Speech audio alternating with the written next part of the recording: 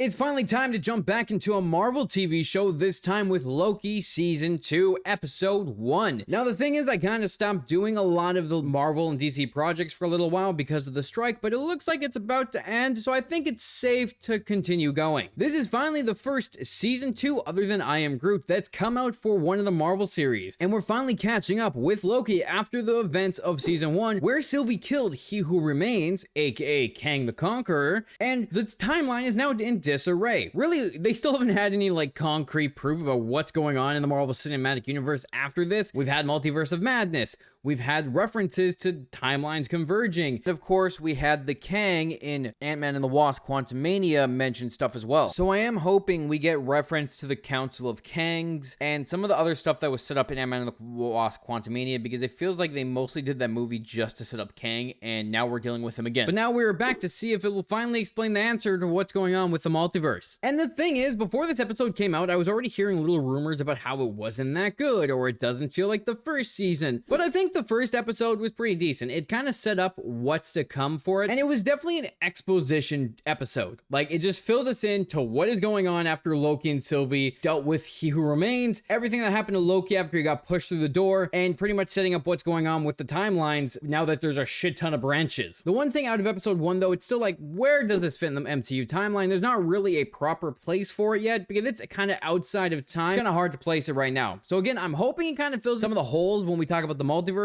and possibly explain what's been going on in the other movies we've seen so far. It was definitely a setup episode for what's to come for the season, and I think it did a good job doing that, introducing us to new characters, setting up what's going to be going down with Sylvie, Loki, Mobius, and everyone else. It had its comedic moments, which were a little goofy, but I think it really fit the tone. Just having a little one-liners that kind of flowed with the scene. Ke Huy Quan come on as Obi, which his character, I already love him. He's funny, and I just like his attitude around everyone, and the comments he just kept making about Mobius' skin falling off was hilarious, and I really liked it, because I think that added a nice little fun to this chaotic episode. I honestly should have rewatched Loki Season 1 prior to this, just to kind of have a better understanding about how this episode might differ from the first season. I did see people talk about how the music was a little bit different, but I felt like they purposely didn't put in the same type of music, was to make it stand out, and have it feel a little different, especially with the timelines changing, the TVA being slightly different, and everything just being mass chaos. So I'm looking forward to seeing how this all goes forward,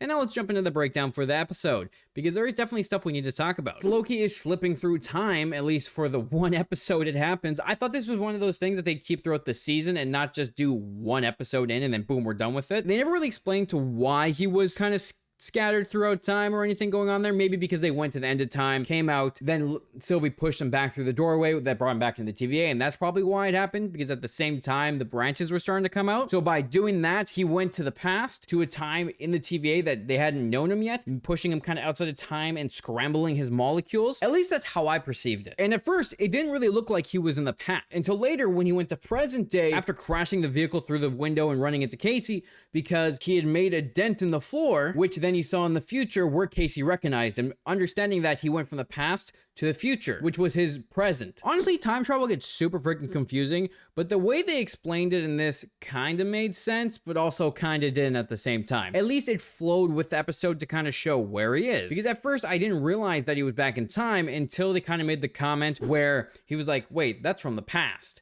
when the dent was on the floor. And when he was slipping through time, I feel like they made it look like the glitching from Spider-Verse, but in a live action presence. However, it's definitely different because he's slipping through time rather than being in the wrong universe. It might have been a slight nod to that, just to be like, oh, look at this. Make us think things that weren't actually true. And by the end of the episode, they do wrap up the whole story by erasing him from time and then pulling him back and putting him all together back in present day. I'm honestly still shocked they dealt with it that quickly, but I guess they wanted to kind of show this cool concept, then get rid of it right away, because they might have to do that with Sylvie or some other characters that might have been outside the time, and now there's starting to scatter through it. However, with all the time travel, they kind of showed that Kang had a bigger presence in the TVA in the past until he erased everyone's memories and kind of hid his face from everything and took a step back and controlled things from behind the shadows, probably to make it so that no one else could track him, kill him like Sylvie did, and cause mass chaos and make him lose, but at the same time causing the war to happen. So pretty much explainer episode. This literally explained everything that's been going on, because after Loki got put in the judge's room again, he pruned the wall to show the Kang mural behind it, showing that Kang has been around this entire time, but he hid his presence after erasing everyone's memories, because he's been doing it for years. The way they show this is that Kang has been absolutely in control of the TVA for a very, very long time, and he was a big presence prior, and then he hid himself so that he can do stuff from behind the scenes without being noticed. One of the cool things though with the time travel that I do have to say was interesting way of explaining how the TVA was being affected by time travel was having Loki go to the past while they're with Obi, and him talking to the past Obi, explaining what's going on, and then future Obi starting to remember what's going on, being like, wait a second, oh, now I remember that, showing that the timeline is changing rather than making a branched one. It's going in a single line and slightly changing in the future. A different way that we have seen time travel be explained in other projects where time travel the past does affect the future. And the reason it might be like this in the TVA specifically is because they're outside of time. So instead of having branches come off of them, one straight line that changes if you change the past, which would make a little bit more sense because they're not within an actual timeline and they're separate. Now that I said that out loud, it's kind of confusing, but again, time travel. And then when we went to the future for the TVA, they show it by having skin written on the computer in the control room there, and Loki going to look for a prune stick while everyone's evacuating the TVA before seemingly overloading and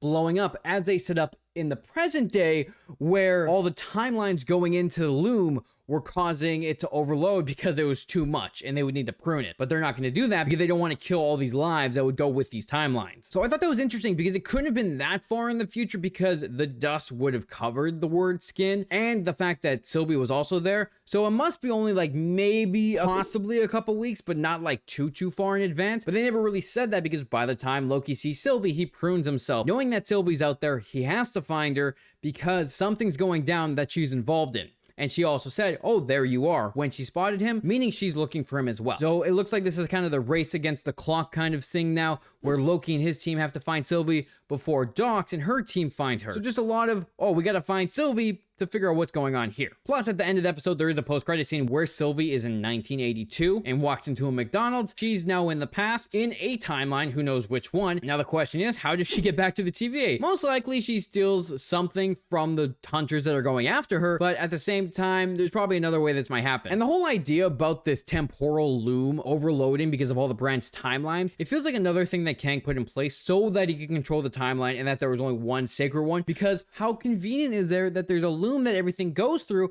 and the fact that there's all these new timelines, it's going to overload and destroy the TVA. Like, it just feels like something he put in place so that if something was to happen exactly like this, it would destroy the TVA and leave no record of him so that he could start anew after everything kind of gets reset. So to wrap all this breakdown up, this was an exposition episode to explain what's going on in the TVA, all the branch timelines overloading the TVA, Loki being split through time but then getting put back together by the end of it, and then Sylvie being out there, as well as Dox and her team going after Sylvie. So a lot of plot points that are probably going to be dealt with slowly over the season. I mean, there's only 6 episodes, so there's only so much we can deal with, and I'm very curious to see how they explain some of this stuff and how this show flows, because of the fact that a lot of the Marvel shows don't seem to have a good pace. There were some pretty cool Easter eggs and references during this, though. One of the things, while Loki's in the past, he's listening to those Kang tapes with Renslayer, which in the comics, Renslayer is Kang's love interest. I think that was kind of showing more of that. And then we have Loki when he crashes into Casey. Casey is actually listening to Staying Awake, which is the same podcast that Stephen Grant was listening to during Moon Knight. There's new judges as well, where one was Judge Gamble, and in the comics, there's not a lot on this character, but in the comics, he's referred to as Professor Justin Alphonse Gamble. He was an employee of the TVA. And then General Dox,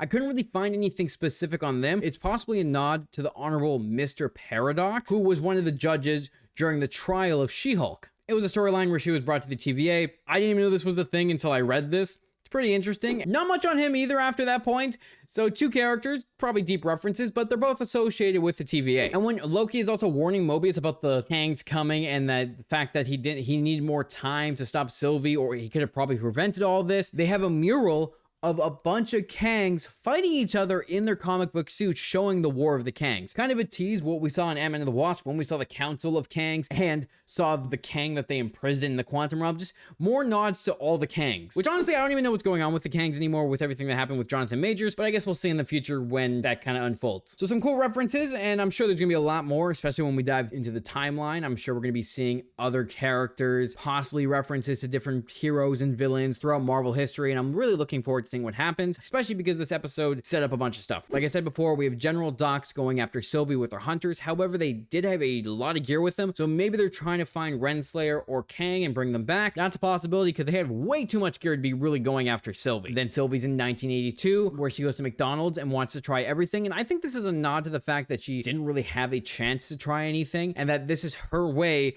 of finally being free. She can finally do what she wants, unaware that the hunters are coming after her. Loki is now saved and no longer scattered through time. Again, like I said before, pretty quick, but hey, I guess they wanted to get that over and done with so they can move on with the season, not have him glitch out constantly while he's continuing to do what they're gonna do. And now they need to figure out what to do with this mass amount of new timelines that's overloading the TVA. Are they gonna destroy the TVA by the end of this, and that'll be the end of the show, and Loki will somehow make his way back to the MCU and meet Thor again? That's a huge possibility, and there will be no TVA to watch over all these timelines because they're not pruning them anyway, so why would they need to watch over them? It's also been said that the TVA is gonna show up in Deadpool because Deadpool will be hopping around the multiverse or timeline, so it's gonna be pretty interesting to see what's going on with all that as well when it eventually does come out. So a lot of cool stuff. I'm hoping that this show kind of sets up what's to come in the MCU and kind of deal with a lot of the time travel and multiverse stuff and maybe explain it a little bit better than what they've done so far, because right now it's been really scattered with what's going on. There's a lot of multiverse stuff and I think people are already getting tired of it, so we'll see what happens after this. But let me know, what did you think of the first episode of Loki season 2? Did you like it? Did you hate it? Were there anything that